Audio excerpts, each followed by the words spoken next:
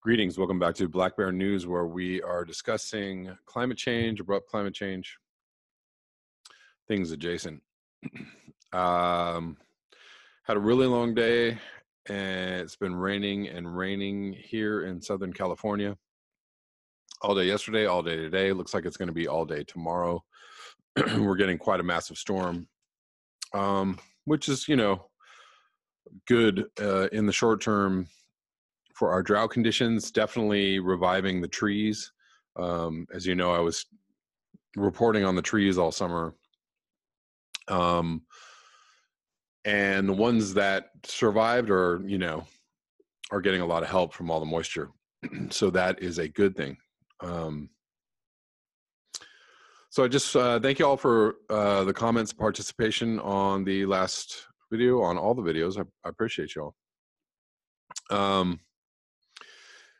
I may bring you several videos tonight because I have so many things I want to cover, and I just don't feel like there's just a deluge, an onslaught, an avalanche of things to read and talk about. And I'm going to try and talk about as many as I can tonight, as I got a little coffee and a little bit of time.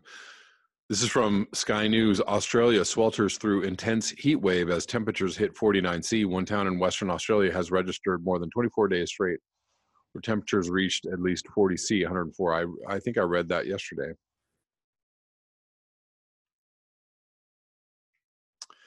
So mainly, this is kind of the same stuff I was reading yesterday. Marble Bar had the highest, is that right? Marble Bar, home to 175 people in Western Australia, registered more than 24 straight days with the mercury hitting 40°C, 104. The town recorded a temperature of 49.3°C, 120.7 at around 3 p.m. local time on December 27th. It's Australia's highest temperature for 2018.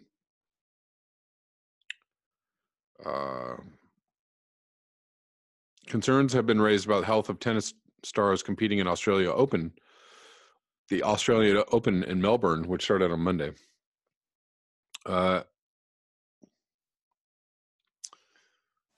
Reports of swaths of fish dying because they are unable to cope with the heat and subsequent droughts have prompted Australia's government to announce a $5 million recovery program. Fire ban has been introduced to some areas in the country over fears of a repeat of the bushfire deaths of 180 people 9 years ago. So it just continues and continues. Moving on to an article from The Guardian. This is kind of a recap of the same article we've been reading, or the same news we've been reading for the last few months. Insect collapse, we are destroying our life support systems. This is from today. Scientist Brad Lister returned to Puerto Rican rainforest after 35 years to find 98% of ground insects had vanished. 98%. 98%. We knew that something was amiss in the first couple of days, said Brad Lister. We were driving into the forest, and at the same time, both Andres and I said, "Where are all the birds?" There was nothing. He returned to the Luquillo rainforest in Puerto Rico after 35 years to reveal an appalling discovery.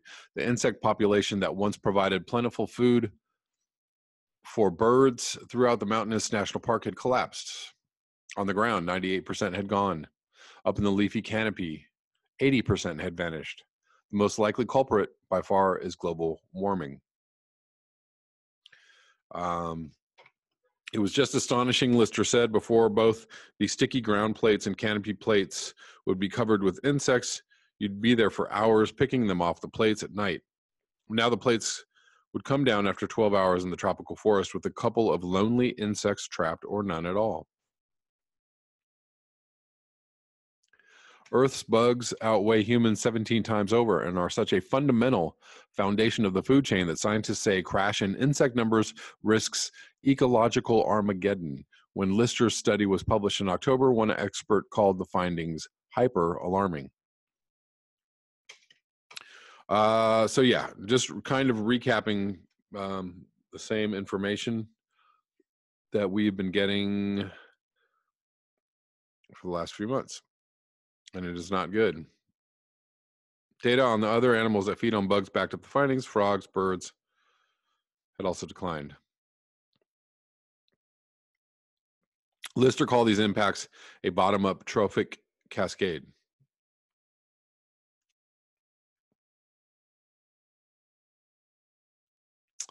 There's no time like the present to start asking what's going on. Okay. Moving on to an article from Truthout. This is called, titled, "The Green New Deal is Happening in China." Low. Tell us more. This is by Dean Baker, January 14th. That would be yesterday. One of the Trump administration's talking points about global warming is that we're reducing greenhouse gas emissions while the countries that remain in the Paris Accord are not. Well, the first part of the story is clearly not true, as data for 2018 show a large rise in emissions for the United States.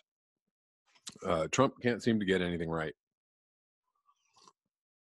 Or he just says whatever the hell comes into his mind and is like, yeah, that sounds good.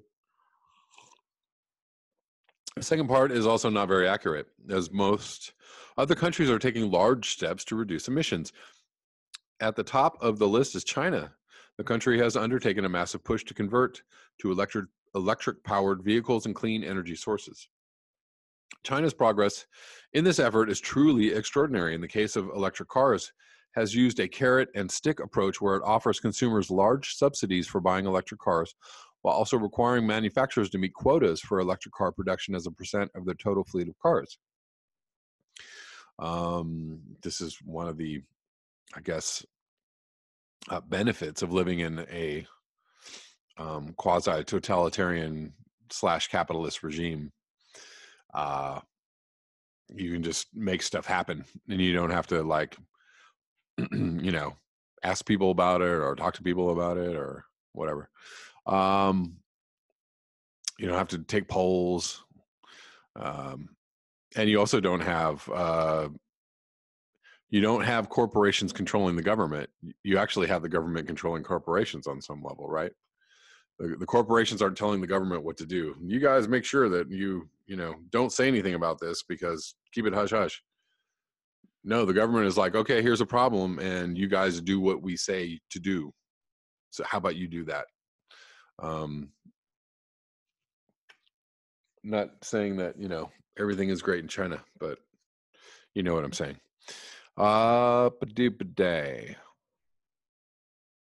It has also invested in the necessary infrastructure, ensuring that there are a large number of charging stations widely dispersed across the country so that drivers don't have to worry about being unable to recharge their cars. The result has been a massive increase in the sale of electric cars. So, this is great. And, you make all those cars with what? Coal, burning coal. And, all the things that go into the electric cars. Having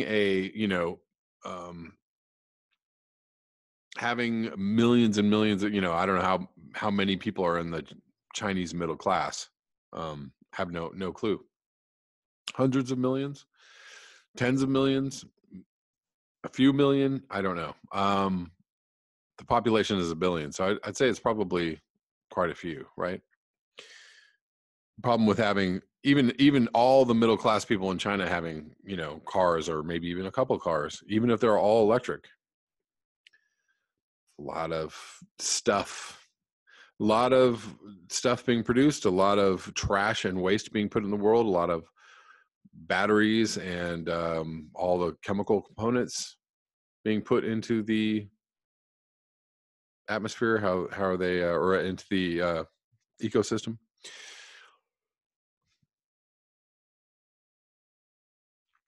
The country expects sales to continue to rise rapidly, with annual sales hitting 11.5 million by 2030. By comparison, electric car sales are expected to be just 480,000 in the United States this year. Just 500,000 things that are going to need replacing or crushing or disposing of eventually. But this is a similar story with solar and wind energy. China added more solar capacity last year than the rest of the world combined. In 2018, it already surpassed the goal it had set for 2020. It is now looking to double its capacity over the next 2 years. I mean, that's cool. On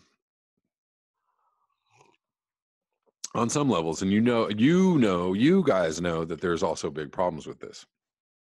It's great that they're finding ways to not burn fossil fuels, but all of this is pollution. All of this involves polluting.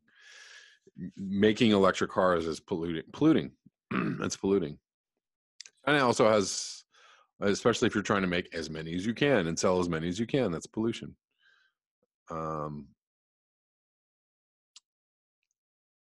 So this is okay, all very nice and well. So China's going forward, they're moving forward. We can't seem to do anything because we have to discuss the same things that are on the news over and over again for 2 years, and then nothing ever gets solved, and then some more people get elected, and then we talk about the same things over and over again, on and on and on. So a lot of people have been talking about 5G in the comments, and here is an article from January 4th from Green Med Info is the website. But the interesting thing in this article, and I've seen this mirrored on RT and some other news sites. So it says the title of this article is UN staff member, 5G is a war on humanity. I have not watched the video that's embedded in this, but I'm going to read some copy by Claire Edwards. The first 8 months of World War II with no fighting was called the phony war. Using millimeter waves as fifth generation or 5G wireless communications technology is a phony war of another kind. The phony war is also silent, but this time shots are being fired in the form of laser-like beams of electromagnetic radiation from banks of thousands of tiny antennas. And almost no one in the firing line knows that they are being silently, seriously, and irreparably injured.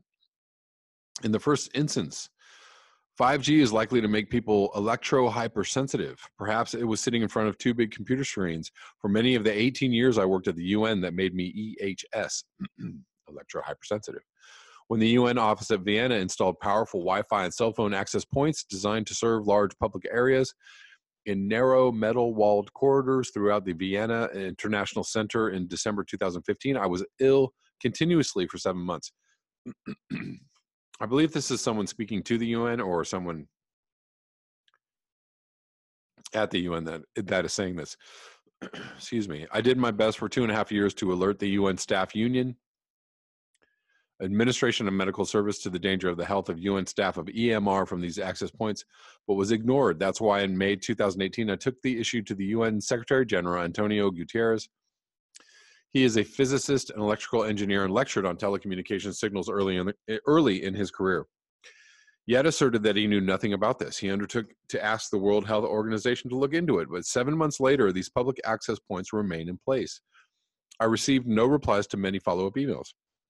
As a result, I welcomed the opportunity to join the effort to publish an international appeal to stop 5G on Earth and in space, because it was clear to me that, despite there having been 43 earlier scientific appeals, 43, very few people understood the dangers of EMR. My experience as an editor could help ensure that a new 5G appeal, including the issue of beaming 5G from space, was clear, comprehensive, explanatory, and accessible to the non-scientist. The international appeal to stop 5G on Earth and in space is fully referenced, citing over 100 scientific papers among the tens of thousands on the biological effects of EMR published over the last 80 years. Having spent years editing UN documents dealing with space, I know that outer space is hotly contested geopolitically, and any toward event involving a military satellite risks triggering a catastrophic response. Space law is so inadequate. Just one example is the complexity of space liability law, and that we could really call the Earth orbits a new Wild West. China caused international consternation in 2007 when it demonstrated an anti-satellite weapon by destroying its own satellite. Space debris is the main concern among spacefaring nations, with a so-called Kessler syndrome positing a cascade of space debris that could make the Earth orbits unusable for 1,000 years. I live in Vienna, Austria. It's okay. Hold on. I'm going to skip down because I'm not going to read the whole thing. Friends and acquaintances. Oh, so he's saying Vienna, Austria, where the 5G rollout is suddenly upon us. Within the 5 weeks, pre-5G has been officially announced at Vienna Airport, and 5G at the Rathausplatz, the main square in Vienna, which attracts tens of thousands of visitors to its Christmas market each December and skating rink each January, which are special treats for children. Along with birds and insects, children are most vulnerable to 5G depredation because of their little bodies. Friends and acquaintances and their children in Vienna are already reporting the classic symptoms of EMR poisoning: nosebleeds, headaches, eye pains, chest pains, nausea, fatigue, vomiting, tinnitus, dizziness, flu-like symptoms, and cardiac pain. They also report a tight band around the head, pressure on the top of the head, short stabbing pains around the body, and buzzing internal organs. Yikes. Another biological effect, such as tumors and dementia, usually take longer to manifest, but in the case of 5G, which has never been tested for health or safety, who knows? That's all I'm going to read of this. I'm going to link this below. You guys can watch this and listen and read this. There is a transcript of the staff member. Okay, so yeah, you can read that as well. I've heard nothing but bad things about the 5G rollout. Granted, I'm not totally versed in the technical, in the specifics of why and the wherefores, but from what I gather, it's quite harmful. And of course, they're just like, here you go. They're just rolling it out, like, no testing necessary, or no, we're just doing this. And that's how, we go forward with the technology generally. Again, technology that, likely has bad side effects, or is dangerous on some level, and it doesn't matter because somehow it's going to make, the next rollout of technology easier or better, or just, whatever, or easier to manipulate as well. That's all I have for you on this video. I'm going to come back with another one in just a moment. Thank you so much for your eyes, your ears, and your conscience. If you'd like to support this channel, you can do so at the links below. Until next time, peace.